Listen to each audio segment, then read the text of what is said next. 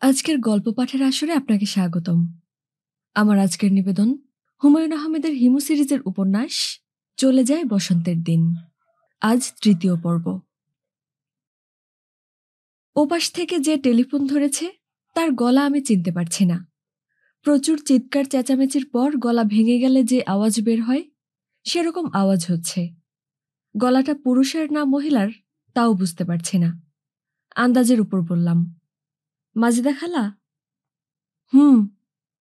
তোমার গলা ভেঙে তো টুকরা টুকরা হয়ে চারিদিকে ছড়িয়ে পড়েছে। ফাজলামি করবি না। ঘটনা কি? জানি না ঘটনা কি। তুই কোথায়? এই মুহূর্তে আমি একটা টেলিফোনের দোকানে। মেস ছেড়ে দিয়েছিস? হ্যাঁ, খালু সাহেব জহিরের সঙ্গে যোগাযোগ করিয়ে দেবার জন্যে 24 ঘন্টা সময় দিয়েছিলেন। 24 ঘন্টায় কিছুই করতে পারিনি। কাজেই ভাবলাম পালিয়ে যাওয়াই ভালো। যা পলায়তি সজীবতি। আমার সঙ্গে সংস্কৃত কপচাবি না। তোর নামে পুলিশের ওয়ারেন্ট বের হয়েছে। বলো কি? তোর খালু খুবই রেগেছে। তার বন্ধু স্বরাষ্ট্র মন্ত্রণালয়ের সচিব। সে তাকে বলে এই কাজটা করিয়েছে। চার্জ কি? আমি অপরাধটা কি করেছি? জানি না চার্জ কি। তুই পালিয়ে থাক, সেটাই ভালো। এদিকে তোর খালুকে ঠান্ডা করার চেষ্টা আমি চালিয়ে যাচ্ছি। আমাকে জেলে না ঢুকানো পর্যন্ত খালু ঠান্ডা হবেন বলে মনে হচ্ছে না। আমার উপর তার অনেক দিনের রাগ। প্রাচীনকাল হলে দ্বন্দ্বযুদ্ধে আহ্বান করতেন। একালে তো আর এটা সম্ভব না। এখন আসল কথা বলো, জহিরের সঙ্গে তোমার যোগাযোগ হয়েছে? হয়েছে। তেঁতুলিয়া রওনা হবার আগে টেলিফোন করেছিল। তেঁতুলিয়া রওনা হয়ে গেছে? হুম। তেঁতুলিয়া থানার ওসি সাহেবের কাছে জহিরের ছবি দিয়ে লোক পাঠানো হয়েছে। জহিরকে দেখলেই সে অ্যারেস্ট করবে। আচ্ছা হিমু, শোন, তোর খালু সাহেব বলছিল তুই নাকি জহিরকে বুদ্ধি দিয়েছিস তেঁতুলিয়া থেকে সে যেন ন্যাংটু হয়ে হাঁটা ধরে। এমন ভয়ঙ্কর পরামর্শ তুই কিভাবে দিলি? তোর খালু যে তোকে জেলে ঢুকাতে চায়। শুধু শুধু তো ঢুকাতে চায় না। আমার নিজেরও ধারণা তোকে অন্তত কিছুদিনের জন্য হলেও সোসাইটি থেকে দূরে রাখা উচিত। তুই উপদ্রবের মতো। খালা, তোমার ভাঙা গলা ঠিক হয়ে যাচ্ছে। এখন পরিষ্কার আওয়াজ আসছে। হিমু, তুই কথা ঘুরাবার চেষ্টা করছিস। আমার গলা আগে যেমন ছিল এখনো সেরকমই আছে। তাহলে মনে হয় ফ্যাঁসে গলা শুনে আমি অভ্যস্ত হয়ে গেছি। যাই হোক, আগে কাজের কথা সেরে নেই। তোর আবার কাজের কথা কি? কাজের কথা তো বেকারদেরই জিনিস। যারা বেকার না তাদের হলো কাজ। কাজের কথা বলে তাদের আলাদা কিছু নেই। কথা পেঁচাবি না। আমার খুবই বিরক্ত লাগে। কি বলতে চাচ্ছিস বল। ওস্তাদ শমশের উদ্দিন খাঁ সাহেব তোমাকে সালাম জানিয়েছেন। কে? ওস্তাদ শমশের উদ্দিন খাঁ, উপমহাদেশের প্রখ্যাত ব্যঞ্জবাদক, ব্যঞ্জ জগতের রাজা। তাকে আমরা আদর করে ব্যঞ্জরাজু বলতে পারি। কি বলছিস তুই আবোল তাবোল? ব্যঞ্জরাজ ওস্তাদ শমশের উদ্দিন খাঁ সাহেবকে অনেক বুঝিয়ে সুঝিয়ে তোমার সঙ্গে চা খেতে রাজি করিয়েছি। তিনি অটোগ্রাফ দেবেন এবং ছবি তুলতেও দেবেন। তবে জাস্ট একবার। তুমি পুরো একরোল ছবি তাকে নিয়ে তুলবে তা হবে না। ওনার এত ধৈর্য নেই। খুবই খিটখিটে স্বভাবের মানুষ। খালা, আমি তোমার ভাগ্য দেখে রীতিমতো ঈর্ষান্বিত। ভেজর ভেজর না করে আসল ঘটনা বল। খুবই বিরক্ত লাগছে। ওস্তাদ শমশের উদ্দিন খাঁ কে? একটু আগে না বললাম, এই উপমহাদেশের জীবন্ত ব্যঞ্জ কিংবদন্তি। আমার সঙ্গে তার কি? তার নামও কোনোদিন শুনিনি, চোখেও দেখিনি। তার নাম না শুনলেও অবশ্যই তাকে দেখেছ। তার সঙ্গে তোমার দেখা হয়েছে। কোথায় দেখা হয়েছে? ভূমিকম্পের রাতে। উনি তোমার মশারির ভেতর ঘাপটি মেরে বসেছিলেন। মনে করে দেখো। টাক মাথা বুড়ো, হিজ মাস্টার্স ভয়েসের কুকুরের মতো করে বসা ছিল। কি বলছিস হাবিজাবি? তোর কি মাথা পুরোপুরি খারাপ হয়ে গেছে? তুমি ভুলে গেছো খালা, ভূমিকম্পের রাতে তোমার খাটের উপর মশারি ফেলে ঘাপটি মেরে এক বুড়ো বসেছিল না? উনি ওস্তাদ শমশের উদ্দিন খাঁ সাহেব। ব্যঞ্জ জগতে অপবিত্র অবস্থায় তার নাম নেওয়া পর্যন্ত নিষেধ। হিমু, শোন, ওই রাতে ভয়ে আর টেনশনে মাথা ছিল এলোমেলো। চোখে ধান্ধার মতো লেগেছে। ধান্দা ফান্দা কিছু না। যা দেখেছ ঠিকই দেখেছ। বুড়োর মাথায় কোনো চুল ছিল না। মাথা ভর্তি টাক, ঠিক না? তা ঠিক। গায়ের রং দুধে আলতায়। মনে পড়ছে না। মনে করে দেখো। হ্যাঁ, ফর্সাই। পায়ের পাতা দেখা যাচ্ছিল। ফর্সা পা, লম্বা, বাঁশপাতার মতো লম্বা। পয়েন্টে পয়েন্টে মিলে যাচ্ছে। তুমি মহাভাগ্যবতী, খাঁ সাহেবকেই দেখেছ। ওনাকে কেন দেখব? ওনাকে কেন দেখবে তা তো বলতে পারছি না। কোনো একটা খেলা হচ্ছে। তুমি এবং খাঁ সাহেব, তোমরা দুজনই খেলার পুতুল। হিমু, তোর কথাবার্তা শুনে কেমন জানি লাগছে। ওনাকে কিছু জিজ্ঞেস করতে চাও? কি জিজ্ঞেস করব? কঠিন গলায় চার্জ করতে পারো। জিজ্ঞেস করতে পারো, ভূমিকম্পের রাতে আপনি কি মনে করে আমার শোবার ঘরের খাটে বসেছিলেন? দেখি বেটা কি বলে। ওস্তাদ হোক আর যাই হোক, এত সহজে তো আমরা তাকে ছাড়ব না। তুই এমনভাবে বলছিস যেন ঘটনাটা সত্যি ঘটেছে। অবশ্যই ঘটেছে। আর না ঘটলেও সুষ্ঠু তদন্ত হওয়া দরকার না বলো? আসামি যখন হাতের কাছে আছে। আসামি বলছিস কেন? উনি নিশ্চয় জানেন না যে উনি আমার খাটে বসেছিলেন। তদন্ত কমিশনে এইসব প্রশ্নই জিজ্ঞেস করা হবে। নিতান্ত অপরিচিত একজন মানুষকে এ ধরনের প্রশ্ন করবি কিভাবে? অপরিচিত মানুষকে আগে পরিচিত করে নেব। বাসায় ডেকে একদিন চা খাওয়াবো। বাসায় ডাকতে উপলক্ষ লাগবে না? উপলক্ষ একটা কিছু তৈরি করব। ওনাকে বলবো, মাজেদা সঙ্গীত বিতানের ডিরেক্টর মিসেস মাজেদা আপনার সঙ্গে একটু কথা বলতে চান। উনি খুবই খুশি হবেন যদি আপনি তার সঙ্গে এক কাপ চা খান। মাজেদা সঙ্গীত বিতানটা কি? এটা একটা সিডি কোম্পানি। এরা প্রতিভাধর সঙ্গীত শিল্পীদের সঙ্গীত সংগ্রহ করে, দেশে বিদেশে প্রচার করে। এই একাডেমি শুদ্ধ সঙ্গীতের প্রসার চায়। একটা লোককে মিথ্যা কথা বলে নিয়ে আসবি? সত্য উদ্ঘাটনের জন্যই আমাদের মিথ্যার ভিতর দিয়ে যেতে হবে খালা। উপায় কি? ওনাকে বলবো, মাজেদা সঙ্গীত একাডেমি আপনার একটা সিডি প্রকাশ করতে চায়। চা খেতে খেতে টার্মস অ্যান্ড কন্ডিশনস নিয়ে একাডেমির ডিরেক্টর মিসেস মাজেদা কথা বলবেন। তারপর উনি যখন দেখবেন সবই ভুয়া, তখন কি হবে? সবই ভুয়া হবে কেন? প্রয়োজনে আমরা ওনার একটা সিডি বের করব। কত টাকা আর লাগবে? খালু সাহেব তো বিপথে প্রচুর টাকা কামাচ্ছেন। সেই টাকা যত নষ্ট করা যায় ততই ভালো। খালা, কি বলো? ভদ্রলোককে বলবো চা খেতে? সিডি বের করতে কত টাকা লাগে?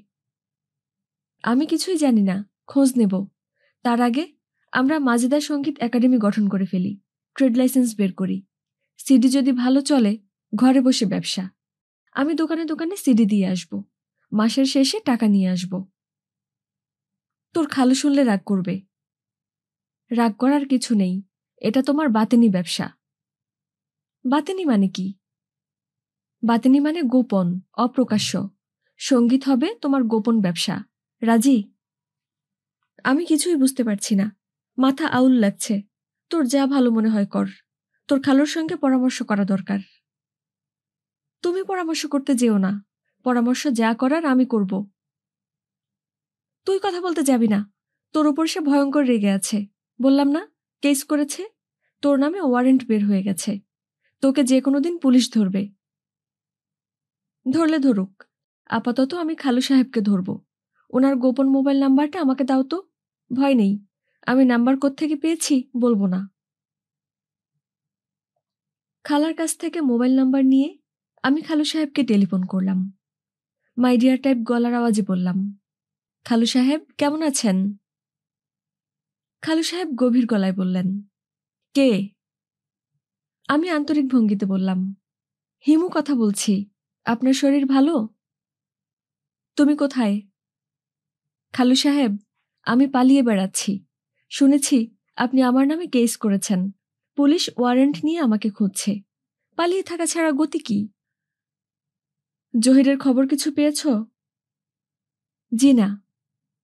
মিথ্যা কথা বলছো কেন? তোমার সঙ্গে তার ভালোই যোগাযোগ আছে। আমি নিশ্চিত তোমরা দুজন একই জায়গায় বাস করছো। কোনো বিষয়ই এত নিশ্চিত হওয়া ঠিক না খালু সাহেব। গ্যালিলিও যখন প্রথম বললেন পৃথিবী সূর্যের চারিদিকে ঘুরছে, তখনও তিনি আপনার মতো নিশ্চিত ছিলেন না। কিছুটা সন্দেহ তারও ছিল। হিমু, তুমি বেশি জ্ঞানী হয়ে গেছ। তোমার জ্ঞান কমাবার ব্যবস্থা নেওয়া হয়েছে। যথাসময়ে তা বুঝতে পারবে। জি আচ্ছা খালু সাহেব, আপনাকে একটা জরুরি কথা জিজ্ঞেস করার ছিল। আপনার মুড কি এখন ভালো? কথাটা মুড ভালো হলেই জিজ্ঞেস করব। আমার মুড নিয়ে তোমাকে ভাবতে হবে না। যা জিজ্ঞেস করতে চাও করো। ট্রেড লাইসেন্স করার ব্যাপারে আপনি কি সাহায্য করতে পারবেন? অতি দ্রুত আমাদের একটা ট্রেড লাইসেন্স বের করতে হবে। মাজেদা সঙ্গীত বিতানের নামে লাইসেন্স। লিমিটেড কোম্পানি হবে। মাজেদা খালা কোম্পানির ডিরেক্টর। কি বললে? মাজেদা সঙ্গীত বিতান শুদ্ধ সঙ্গীতের প্রসারের জন্য কাজ করবে। কোম্পানির প্রথম অবদান ওস্তাদ শমশের উদ্দিন খাঁর বেঞ্জোর সিডি। তোমার খালা সঙ্গীত বিতান করছে? সিডি বের করছে? জি। তার একমাত্র ছেলে ন্যাংটু হয়ে পথে পথে ঘোরার পরিকল্পনা করছে, আর সে কোম্পানি পাচ্ছে। গান বাজনা নিয়ে ব্যক্তিগত দুঃখ ভুলে থাকার চেষ্টা। দেবদাস মদের বোতল নিয়ে দুঃখ ভোলার চেষ্টা করেছেন। খালার পক্ষে তো আর সেটা সম্ভব না। সিডি কোম্পানির পাদার বুদ্ধি কি তুমি তার মাথায় ঢুকিয়েছ? ঢোকাতে বলতে যা বোঝায় তা না, তবে আইডিয়াটা নিয়ে সামান্য আলোচনা করেছি। তুমি তার মাথায় সিডির আইডিয়া ঢুকিয়ে দিলে? তুমি যে কত বড় বদমাস এটা জানো? You play with human mind. এই খেলা আমি বন্ধ করতে যাচ্ছি। তুমি unfit for the society. Society থেকে দীর্ঘদিনের জন্য তোমাকে দূরে রাখার ব্যবস্থা আমি করছি। I have to be cruel only to be kind. কথা শেক্সপিয়রের, তবে এই মুহূর্তে কথাটা আমারও। খালু সাহেব, শেক্সপিয়র একটা ভুল কথা বললে সেই ভুল কথা নিয়ে মাতামাতি করতে হবে? কাইন্ড হবার জন্য ক্রুয়েল হতে হবে কেন? দয়া সমুদ্রে আসতে হলে দয়ার নদী দিয়েই আসতে হবে। মনে করুন আপনি দয়ার সমুদ্রে পৌঁছতে যাচ্ছেন। তা করতে হলে দয়ার নদী দিয়ে আপনাকে এগোতে হবে। নৃশংসতার নদী দিয়ে আপনি কখনো দয়ার সমুদ্রে পৌঁছাতে পারবেন না। শেক্সপিয়র বাবাজি বললেও পারবেন না। খালু সাহেব টেলিফোনের লাইন কেটে দিলেন। টেলিফোনের দোকানের লোকটা হাসি মুখে আমার দিকে তাকিয়ে আছে। লোকটার মুখে এক ধরনের সারল্য। মনে হচ্ছে টেলিফোনের দোকান দিয়ে সে সুখে আছে। কে কি কথা বলছে মন দিয়ে শুনছে।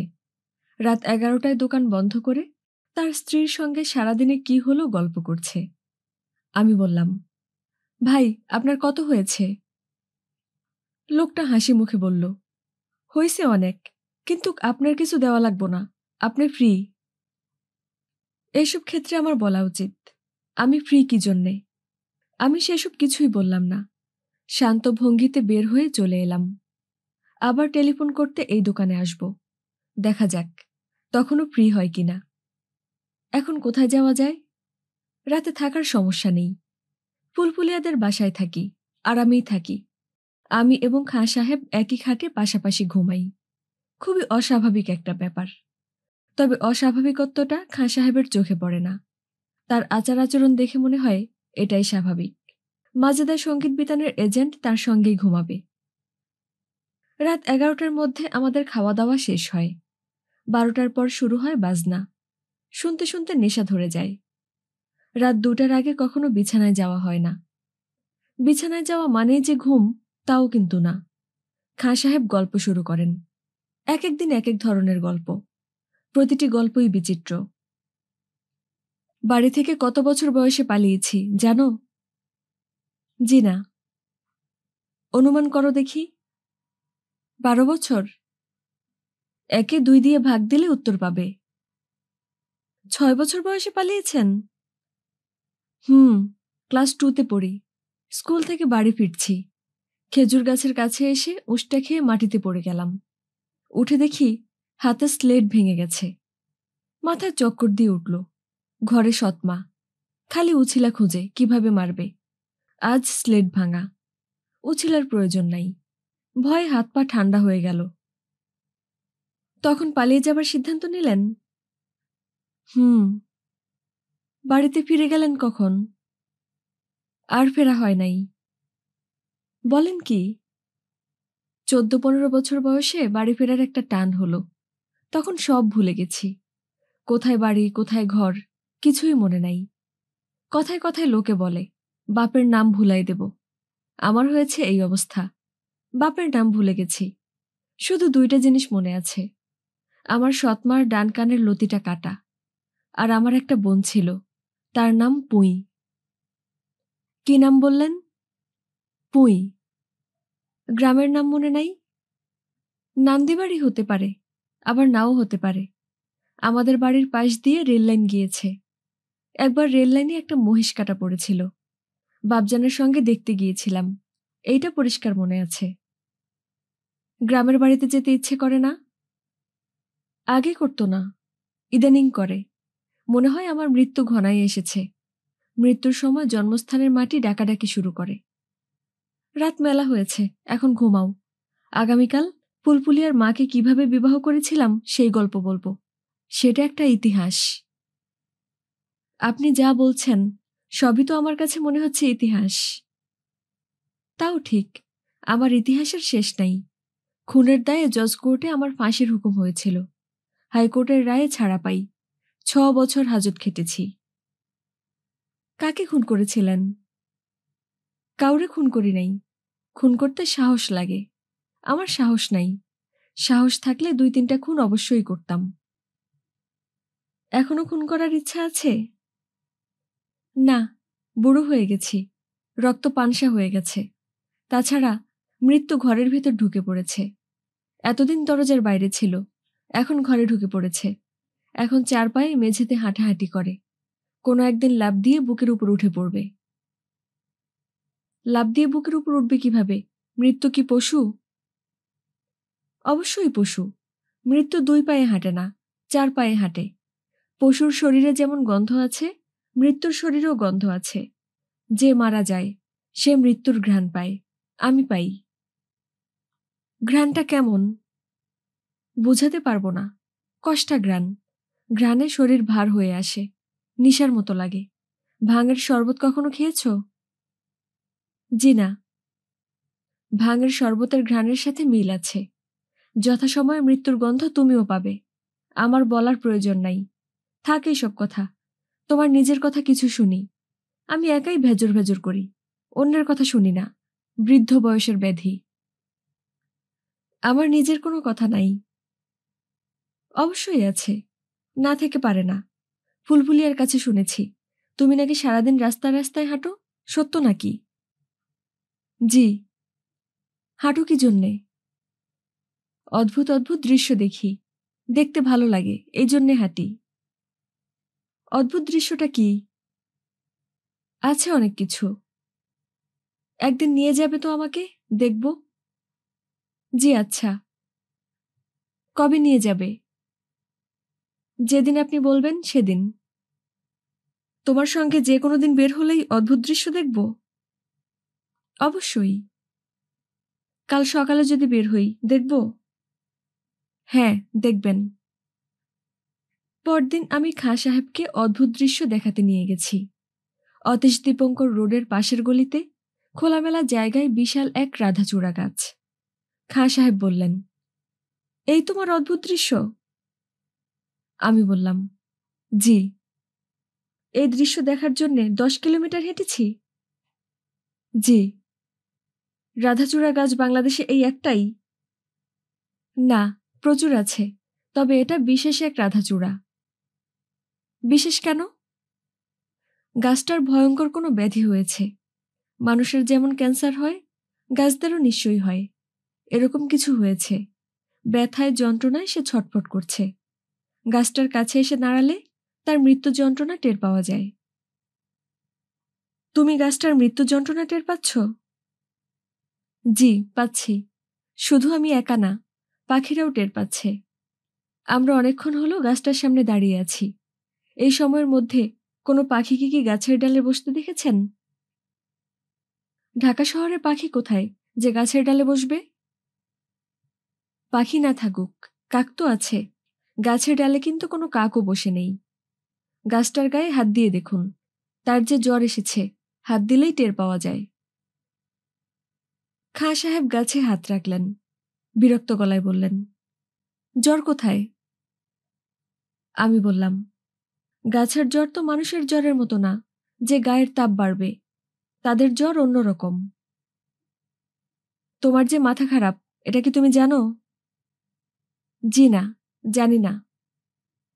তোমার মাথা খারাপ, সামান্য খারাপ না, বেশ ভালো খারাপ।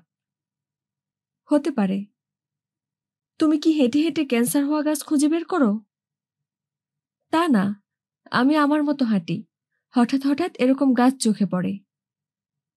তখন কি করো? গাছের জ্বর কমাবার জন্য মাথায় পানি ঢালো? বেশিরভাগ সময় কিছুই করি না। গাছের মৃত্যু দেখি, মৃত্যু যন্ত্রণা দেখি। দু একটা ক্ষেত্রে গাছের মৃত্যু যন্ত্রণা কমাবার চেষ্টা করি। কিভাবে?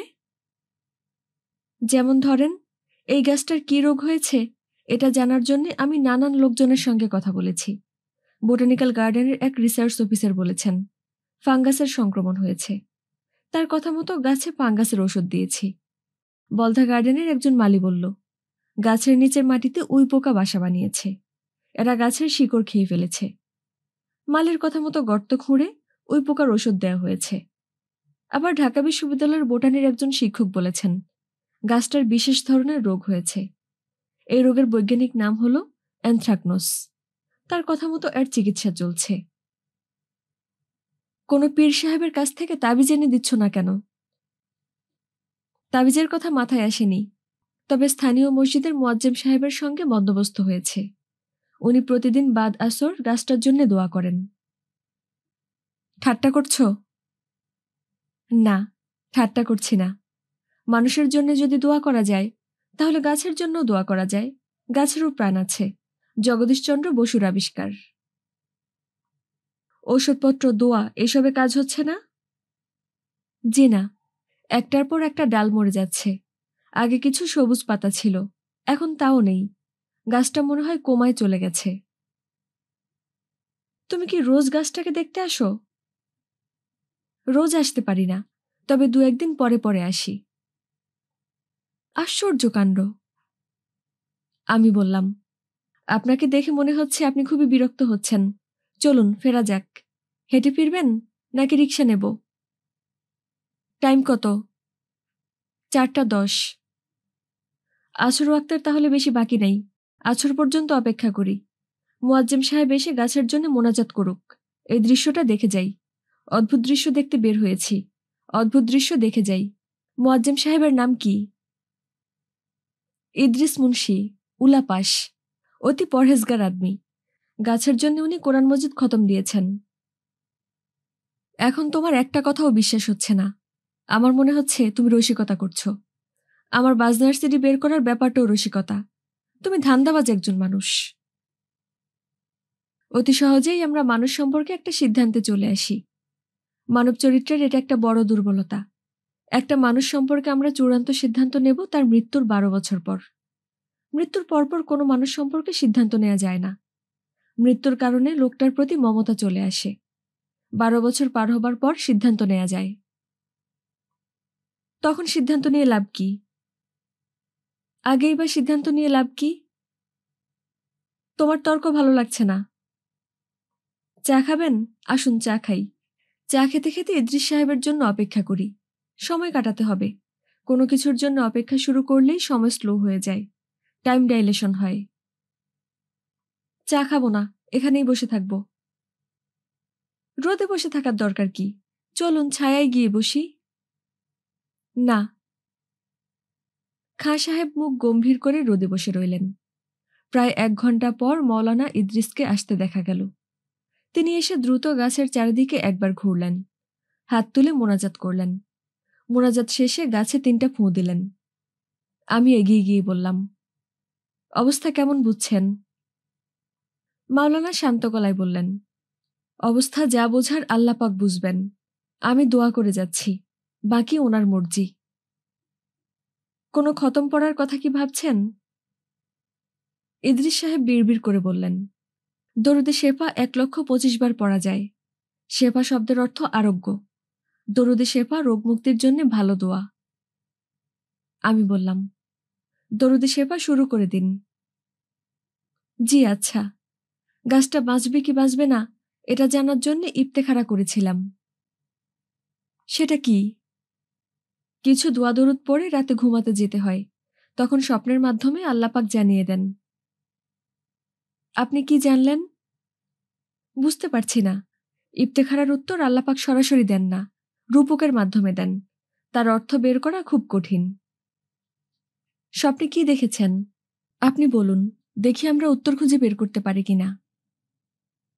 স্বপ্নে দেখেছি আপনি মারা গেছেন। গাছের নিচে আপনার নামাজে জানাজা হচ্ছে। জানাজা আমিই পড়াচ্ছি। এর মানে কি?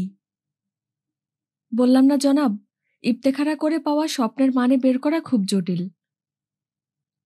মৌলানা সাহেব চলে যাবার পর আমি খাঁ সাহেবকে বললাম, চলুন যাই। খাঁ সাহেব বললেন, তুমি যাও, আমি একটু পরে আসব। কেন? তোমার সঙ্গে যেতে ইচ্ছা করছে না, আর এখানে আরো কিছুক্ষণ থাকতে আমার ইচ্ছা করছে। আমি খাঁ সাহেবকে রেখে চলে এলাম। গাছ নিয়ে খাঁ সাহেবের সঙ্গে পরে আর কোনো কথা হয়নি। তবে আমি মোটামুটি নিশ্চিত, মৃত্যু পথযাত্রী গাছটা তার মাথায় ঢুকে গেছে। সুযোগ পেলেই তিনি একা একা গাছটার কাছে চলে আসেন। মানুষ অতি বিচিত্র প্রাণী, মানুষের পক্ষে সবকিছুই করা সম্ভব। অনেকদিন গাছটার খোঁজ নেওয়া হয় না। আজ যাওয়া যেতে পারে। 1,25,000 বার দরুদে শেফা নিশ্চয়ই পড়া হয়ে গেছে। তার ফলাফল কি জানা দরকার। একবার খালু সাহেবের কাছেও যাওয়া দরকার। তার অফিসে ঢুকে তাকে চমকে দেয়া। সিরিয়াস ধরনের মানুষকে চমকে দেওয়ার আনন্দই আলাদা। ভূত দেখার মতো চমকে ওঠা, এ ধরনের বাক্য বাংলা সাহিত্যে প্রচলিত আছে। খালু সাহেব তার অফিসে আমাকে দেখে ভূত দেখার মতোই চমকে উঠলেন। তবে চমকটা নিজে নিজে হজম করলেন। তিনি ফাইল দেখছিলেন। চোখ নামিয়ে কিছুই হয়নি এমন ভঙ্গিতে ফাইল দেখতে লাগলেন। আমি তার সামনের চেয়ারে বসলাম। তিনি ফাইল দেখা শেষ করে বেল টিপে কাকে যেন আসতে বললেন। যে এসে ঘরে ঢুকল তাকে কিছুক্ষণ ধমকাধমকি করে ফাইল দিয়ে দিলেন। তারপর আমার দিকে ভুরু কুঁচকে তাকালেন। আমি বললাম, খালু সাহেব কেমন আছেন? খালু সাহেব বললেন, তুমি কি সৌজন্য সাক্ষাতের জন্য এসেছ, না অন্য কোনো মতলব আছে? আমি বললাম, আপনাকে দাওয়াত দিতে এসেছি। কিসের দাওয়াত? মাজেদা সঙ্গীত বিতানের প্রথম সিডির রেকর্ডিং হবে আগামী শুক্রবার। স্টুডিও 2 শিফটের জন্য ভাড়া করা হয়েছে। রেকর্ডিং শুরু করার আগে মিষ্টি খাওয়া হবে। আর্টিস্টকে পরিচয় করে দেয়া হবে। ছোট্ট অনুষ্ঠান। আপনি সেই অনুষ্ঠানের সভাপতি। আমি সেই অনুষ্ঠানের সভাপতি? জি। তুমি ঠিক করেছ? জি, আমি ঠিক করেছি। ওই দিন আপনার অফিসও থাকবে বন্ধ। দিনটাও শুভ, শুক্রবার। ঠিক করে বলো তো, তুমি আমার কাছে চাও কি? খালু সাহেব, আমি তো ঠিক করেই বলছি। আমি চাই আপনি সেই অনুষ্ঠানের সভাপতি হন। শোনো হিমু, 2 রকমের মাছ আছে, গভীর জলের মাছ আর অগভীর জলের মাছ। তুমি এই দুটার বাইরের মাছ। তুমি হলে পাতালের মাছ। তুমি নিশ্চিত পরিকল্পনা নিয়ে আগাও। কেউ বুঝতে পারে না পরিকল্পনাটা কি। যখন বুঝতে পারে তখন কিছু করার থাকে না, কারণ পরিকল্পনা ততক্ষণে শেষ। তুমি যা করতে চেয়েছ তা করা হয়ে গেছে। ঝেড়ে কাশো, বলো কি করতে চাচ্ছ। নীল নকশাটা কি? আমি বললাম, আমার কোনো নীল নকশা নেই খালু সাহেব। খালু সাহেব কঠিন গলায় বললেন, অবশ্যই আছে। তুমি শুধু সঙ্গীত বিতান করে একজনের সিডি বের করবে তা হয় না। তোমাকে আমি হাড়ে হাড়ে চিনি। এসো খোলাখুলি আলোচনা করো। তার আগে বলো জহির কোথায়? আমি জানি না সে কোথায়। তার সঙ্গে তোমার যোগাযোগ নেই?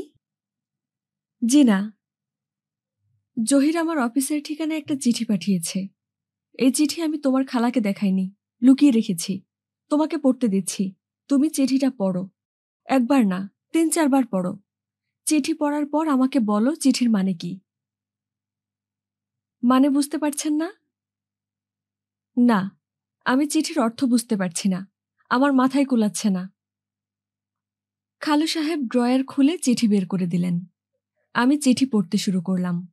জহির লিখেছে, বাবা, তুমি এবং মা, তোমরা দুজনে নিশ্চয়ই আমার উপর খুব রাগ করেছ। রাগ করাই স্বাভাবিক। আমি যে কাণ্ডটা করেছি সেটা অবশ্যই গ্রহণযোগ্য না। আমি খুব অস্থির ছিলাম বলেই হুট করে এমন সিদ্ধান্ত নিয়েছি। হাঁটা শুরু করার পর থেকে অস্থিরতা কেটে গেছে। যতই হাঁটছি ততই অস্থিরতা কমছে। আমার ধারণা শাহপরী দ্বীপে পৌঁছে সমুদ্র স্নান করার পরপর অস্থিরতা পুরোপুরি কেটে যাবে। আমি অন্য মানুষ হয়ে যাব। হিমু ভাইজান আমাকে এরকমই বলেছেন। এখন আমার হাঁটার অভিজ্ঞতা বলি। আমি তেঁতুলিয়ায় বাংলাদেশ বর্ডারের শেষ সীমা থেকে হাঁটা শুরু করেছি। কখন শুরু করলাম বলতে পারছি না, কারণ আমার সঙ্গে ঘড়ি নেই। তবে হাঁটা শুরু করেছি সূর্য উদয়ের সঙ্গে সঙ্গে। ঠিক করে রেখেছি হাঁটা শেষ করব সূর্যাস্তের সময়। প্রথম দিন ২১ মাইল হেঁটেছি। খাওয়া দাওয়া অসুবিধা হয়নি। যে দুটো বাড়িতে ভাত চেয়েছি সেই দুবাড়ি থেকেই ভাত দিয়েছে। একজন আবার খুবই আদর যত্ন করল, পোলাও রাঁধল। খাওয়ার সমস্যা আমার হবে বলে মনে হচ্ছে না। বাথরুমের সমস্যা হচ্ছে। জঙ্গলে বাথরুম সারা বেশ ঝামেলার ব্যাপার। সবচেয়ে বড় সমস্যা, মুখ ভর্তি দাড়ি হওয়ায় সারাক্ষণ মুখ কুটকুট করছে। আরেকটা সমস্যা হলো পায়ে ফোস্কা পড়ে গেছে। ক্যাটসের জুতা জোড়া মনে হয় টাইট হয়েছিল। জুতা ফেলে দিয়ে এখন খালি পায়ে হাঁটছি। খালি পায়ে হাঁটার জন্য স্পিড একটু কমে গেছে। দুপুরে মাটি তেতে থাকে, তার উপর দিয়ে হাঁটাই মুশকিল। হাঁটা শুরুর ৫০ দিনের দিন খুবই আশ্চর্যজনক ঘটনা ঘটেছে। আশ্চর্যজনক এবং অবিশ্বাস্য। তবে এরকম কিছু যে ঘটবে তা আমি জানতাম, এবং ঘটনাটার জন্যে মনে মনে প্রস্তুত ছিলাম। তোমাকে টেনশনে না রেখে ঘটনাটা বলি। বুধবার সকাল ৮টা-৯টার দিকে, অনুমানে বলছি, আমার সঙ্গে ঘড়ি নেই। হাঁটা শুরু করলাম। সদর রাস্তায় পা দিয়েই দেখি হিমু ভাইজান। আমাকে দেখেই বলল, কিরে, তুই এত বেলা করে হাঁটা শুরু করছিস কেন? আমি হিমু ভাইজানকে দেখে খুবই অবাক হলাম, কিন্তু ভাব করলাম যেন মোটেই অবাক হইনি। হিমু ভাইজান সবাইকে অবাক করতে চায়। কেউ অবাক না হলে মনে দুঃখ পায়। হিমু ভাইজানের সঙ্গে রহস্য করতে আমার খুবই মজা লাগে। হিমু ভাইজানকে দেখে আমার প্রথম প্রশ্ন করা উচিত ছিল, তুমি কোত্থেকে এলে? আমি যে এখানে আছি তুমি জানলে কিভাবে? আমি কোনো রকম প্রশ্ন না করে হাঁটা শুরু করলাম। দুপুর পর্যন্ত হাঁটলাম। একা একা হাঁটা খুব বোরিং ব্যাপার। হিমু ভাইজানের মতো মজার একজন মানুষের সঙ্গে হাঁটা খুবই আনন্দময় অভিজ্ঞতা। দুপুর পর্যন্ত আমরা একসঙ্গে হাঁটলাম। দুপুরবেলা হিমু ভাইজান বলল, তোর হাঁটার কথা তুই হাঁটছিস, আমি তোর সঙ্গে কষ্ট করছি কেন? আমি বললাম, সেটা তুমি জানো, আমি তো তোমাকে বলিনি আমার সঙ্গে হাঁটতে। হিমু ভাইজান বলল, আমি ঢাকা চলে যাই, তোর হাঁটা তুই হাঁট। আমি বললাম, যাও।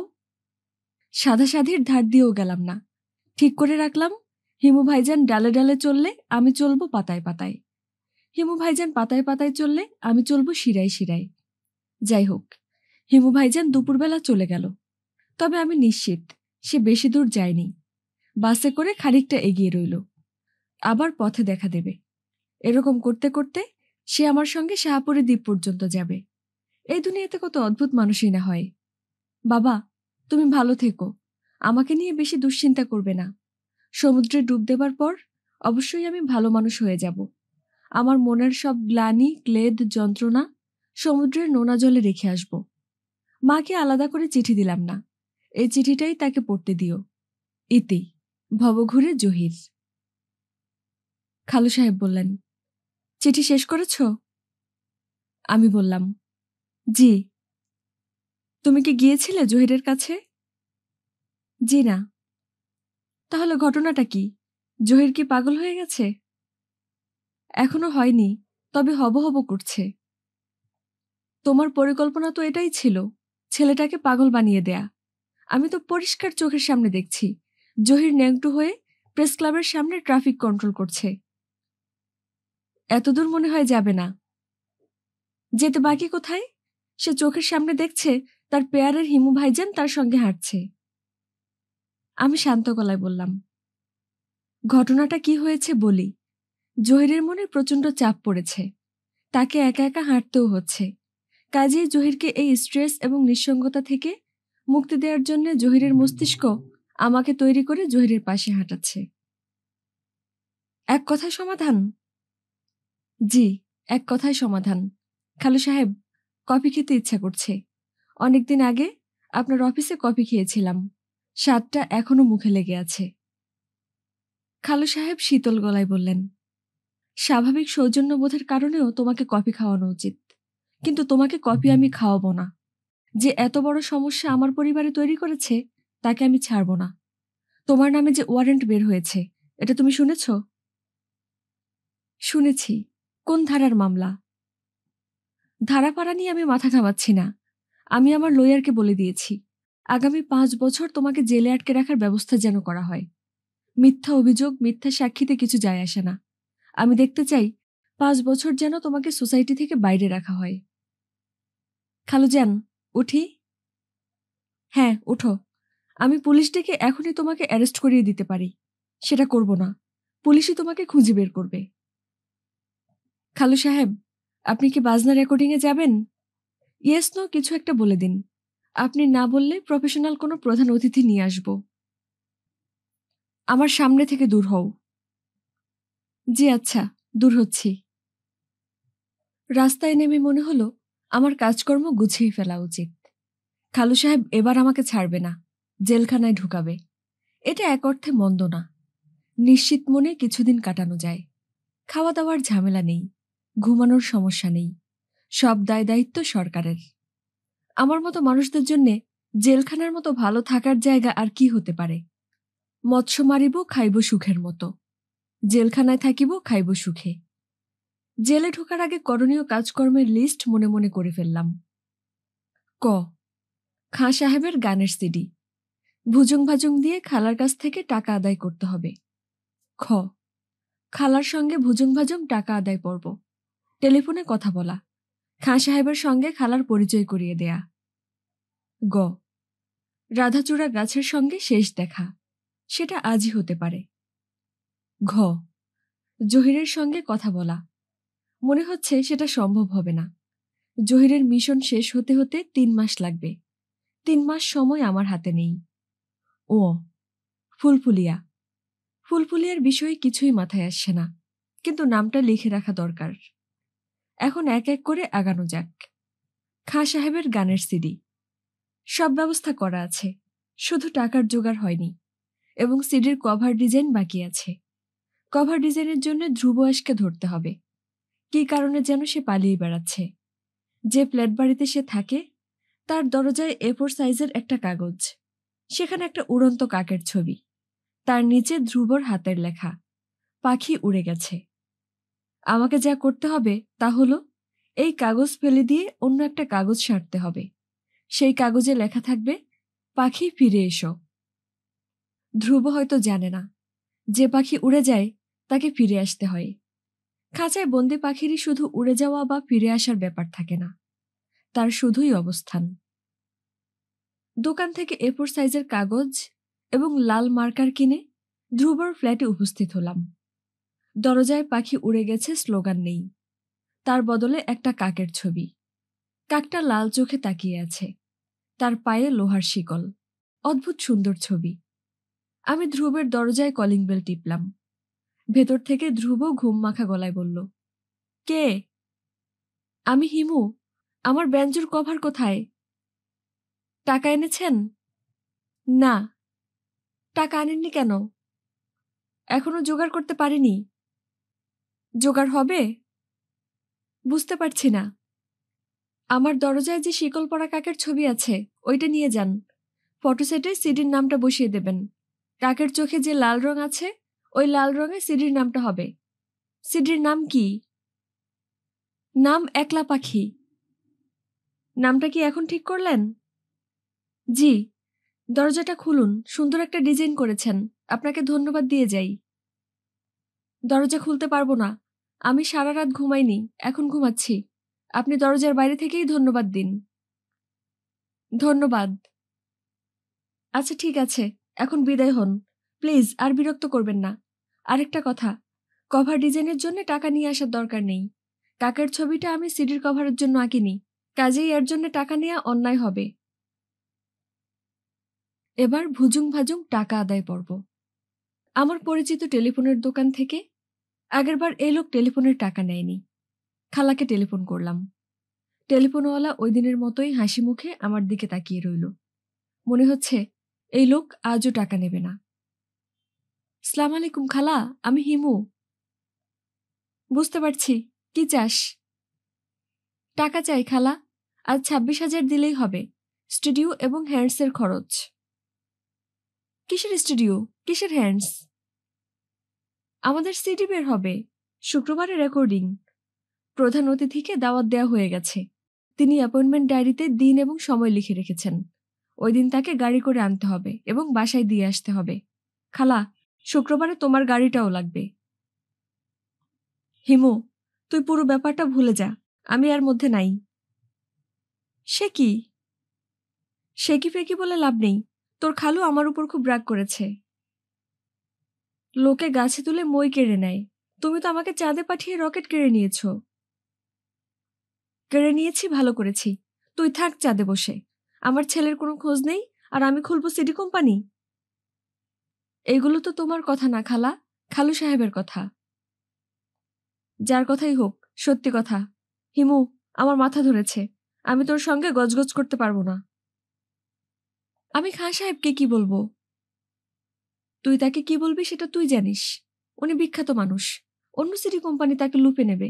এটা নিয়ে তোর সঙ্গে আমি আর কথা বলবো না। আচ্ছা বেশ, কথা শেষ। শুক্রবারটা ফ্রি রেখো। কেন? বললাম না, শুক্রবারে সিডির রেকর্ডিং, তুমি অনুষ্ঠানের বিশেষ অতিথি। আরে গাধা, আমি এক কথা কতবার বলবো, আমি সিডির মধ্যে নেই। সিডিতে তো থাকতে বলছি না, বিশেষ অতিথিতে থাকতে বলছি। তোমার কাজ হবে সঙ্গীতের উপর একটা বক্তৃতা দেবে, তারপর খাঁ সাহেবের হাতে ফুলের তোড়া তুলে দেবে। জীবনে আমি বক্তৃতা দেইনি। বক্তৃতা না দিতে পারলে নাই, ফুলের তোড়াটা দিতে পারবে নাকি সেটাও পারবে না? আসুক শুক্রবার, তারপর দেখা যাবে। খালা খট করে টেলিফোন নামিয়ে রাখলেন। আমি টেলিফোনওয়ালার দিকে তাকিয়ে বললাম, ভাই, কত হয়েছে? টেলিফোনওয়ালা ওই দিনের মতো বলল, স্যার, আপনার কাছ থেকে পয়সা নেব না। আমি বললাম, কেন? আপনি একবার আমাকে খুব বড় একটা উপকার করেছিলেন। মানুষ উপকারের কথা মনে রাখে না। আমি দরিদ্র মানুষ, কিন্তু আমি উপকারের কথা মনে রাখি। কি উপকার করেছিলাম সেটা আপনাকে বলবো না। আপনার যেহেতু মনে নাই, আমি মনে করাই দিব না। শুক্রবার কি আপনার কাজকর্ম আছে? দোকানে বসে থাকা, এছাড়া আর কাজকর্ম কি? শুক্রবারে আপনার দাওয়াত, বাজনা শোনার দাওয়াত, ব্যঞ্জ বাজনা। গান বাজনা আমার ভালো লাগে না, কিন্তু আপনি দাওয়াত দিয়েছেন, আমি অবশ্যই যাব। শুক্রবার আমার দোকান থাকবে বন্ধ। পরবর্তী কাজ হলো রাধাচূড়া গাছের সঙ্গে শেষ দেখা। যা মনে মনে ভেবেছিলাম তাই। রাধাচূড়া গাছের নিচে গম্ভীর মুখে খাঁ সাহেব বসে আছেন। তিনি আমাকে দেখে সামান্য লজ্জা পেলেন বলে মনে হলো। খুক খুক করে শুকনা কাশি কাশতে লাগলেন। আমি বললাম, কখন এসেছেন? খাঁ সাহেব অস্বস্তির সঙ্গে বললেন, এই তো কিছুক্ষণ আগে। পাশ দিয়ে যাচ্ছিলাম, ভাবলাম গাছটা দেখে যাই। কি দেখলেন? অবস্থা আরো খারাপ হয়েছে। আগে 3টা ডালে পাতা ছিল, এখন মাত্র 2টা ডালে আছে। তার মধ্যে একটার পাতা হলুদ হওয়া ধরেছে। আমি কোনো আশা দেখছি না। আপনার মনে হয় মন খারাপ? মন খারাপ টারাপ না, এতগুলা মানুষ গাছটাকে বাঁচাবার চেষ্টা করছে, চেষ্টা কাজে লাগছে না, এইটা দেখে খারাপ লাগছে। রুগ্ন গাছের গোড়ায় তুতে দিলে উপকার হয় শুনেছি, আজ কিছু তুতে দিয়েছি। আর কি করা যায় মাথায় আসছে না। আপনি কি রোজই এখানে আসেন? রোজ না হলেও প্রায়ই আসি। কথাটা ঠিক বললাম না, রোজই আসি। কি জন্য জানি গাছটার উপর মায়া পড়ে গেছে। আপনাকে দেখে মনে হচ্ছে গাছের উপর মায়া পড়ে যাওয়াতে আপনি লজ্জা পাচ্ছেন। লজ্জা পাচ্ছেন কেন?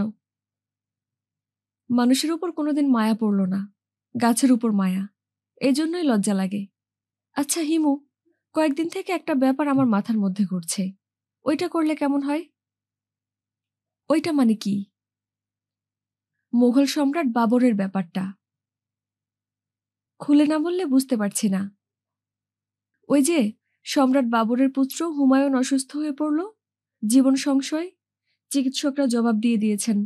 তখন এক গভীর রাতে সম্রাট বাবর তার ছেলের বিছানার চারিদিকে ঘুরতে লাগলেন আর বলতে লাগলেন, হে আল্লাহ পাক, আমার জীবনের বিনিময়ে আমার পুত্রের জীবন রক্ষা করো। সকালেই ছেলে সুস্থ হতে শুরু করল, আর সম্রাট বাবর অসুস্থ হয়ে পড়লেন। কয়েকদিনের মধ্যেই হুমায়ুন সুস্থ হয়ে উঠলেন, সম্রাট বাবর মারা গেলেন। আপনার মাথায় কি এরকম কিছু আছে নাকি, নিজের জীবন দিয়ে গাছের জীবন রক্ষা করা? আরে না, কথার কথা বলেছি, আমার তো মাথা খারাপ হয়নি। চলুন বাসায় যাই। তুমি যাও, মৌলানা সাহেব আসর ওয়াক্ত আসবেন, দরুদে শেফার খতম তিনি শেষ করেছেন, আজ দোয়া হবে, দোয়ায় সামিল হব। ঠিক আছে, আপনি থাকুন।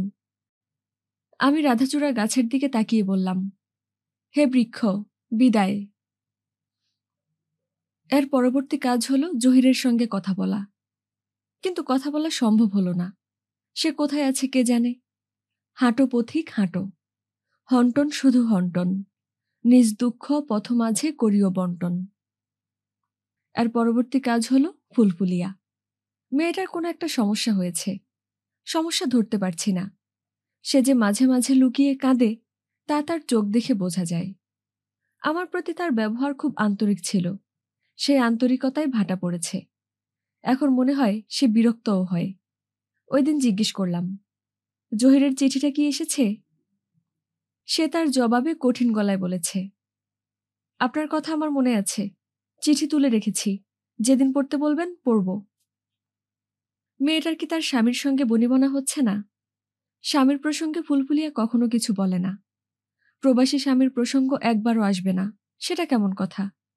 একবার আমি জিজ্ঞেস করলাম, ফুলফুলিয়া, স্বামীর কাছে কবে যাবে? ফুলফুলিয়া বলল, কেন জানতে চাচ্ছেন? আমি বললাম, পাহাড় জঙ্গলের দেশ আমার কখনো দেখা হয়নি, ঠিক করেছি আমিও তোমার সঙ্গে যাব, পাহাড় জঙ্গলে ঘুরব। ফুলফুলিয়া বলল, ঠিক আছে। সে মুখে বলল ঠিক আছে, কিন্তু আমার মনে হলো ঠিক নেই, সবকিছুই এলোমেলো। ফুলফুলিয়ার বাবার গানের সিডি বের হচ্ছে, এ বিষয়েও তার কোনো উৎসাহ নেই, অথচ মেয়েটা এমন ছিল না। ফুলফুলিয়ার সঙ্গে একদিন বসতে হবে, প্রাইভেট সিটিং। অনেক উল্টাপাল্টা কথা বলে ফুলফুলিয়ার মনের চারিদিকে যে শক্ত আবরণটি তৈরি হয়েছে সেটা ভেঙে দিতে হবে। 5 প্রশ্নের খেলা খেলা যেতে পারে। 5টি প্রশ্ন করে উত্তর বের করতে হবে। উত্তর বের করতে না পারলে আমার যে কোনো 5টি প্রশ্নের উত্তর দিতে হবে, ভালো না লাগলেও উত্তর দিতে হবে। বলতো ফুলি জিনিসটা কি? সে ঝিকমিক করে, তাকে দেখা যায় প্রবল শোকে ও প্রবল আনন্দে। সে দেখতে কেমন? তার কোনো আকৃতি নেই, কিন্তু সে ঝিকমিক করে। তার বর্ণ কি? তার কোনো বর্ণ নেই, কিন্তু সে ঝিকমিক করে। সে কোথায় থাকে? সে সব জায়গায় নানান ভঙ্গিমায় আছে, আকাশে আছে, বাতাসে আছে, সমুদ্রে আছে, মরুভূমিতে আছে। আর মাত্র 2টি প্রশ্নের সুযোগ আছে, 2টি প্রশ্ন করে জেনে নাও জিনিসটা কি। পারছি না। জিনিসটা চোখের জল। এখন আমার 5টি প্রশ্নের উত্তর দাও। 5টা প্রশ্নের একই উত্তর হলে চলবে না, 5 ধরনের উত্তর হতে হবে। প্রথম প্রশ্ন, মন বিষণ্ণ কেন? দ্বিতীয় প্রশ্ন, মন বিষণ্ণ কেন? তৃতীয় প্রশ্ন, মন বিষণ্ণ কেন? চতুর্থ প্রশ্ন, মন বিষণ্ণ কেন? এবং পঞ্চম প্রশ্ন, মন বিষণ্ণ কেন? আপনারা শুনছিলেন হুমায়ুন আহমেদের হিমু সিরিজের উপন্যাস চলে যায় বসন্তের দিন। আজ ছিল 3য় পর্ব। এর পরবর্তী পর্ব শুনতে সাবস্ক্রাইব করে আমাদের পাশে থাকুন, আর অবশ্যই প্রিয়জনদের সাথে গল্পগুলো শেয়ার করতে ভুলবেন না। ধন্যবাদ।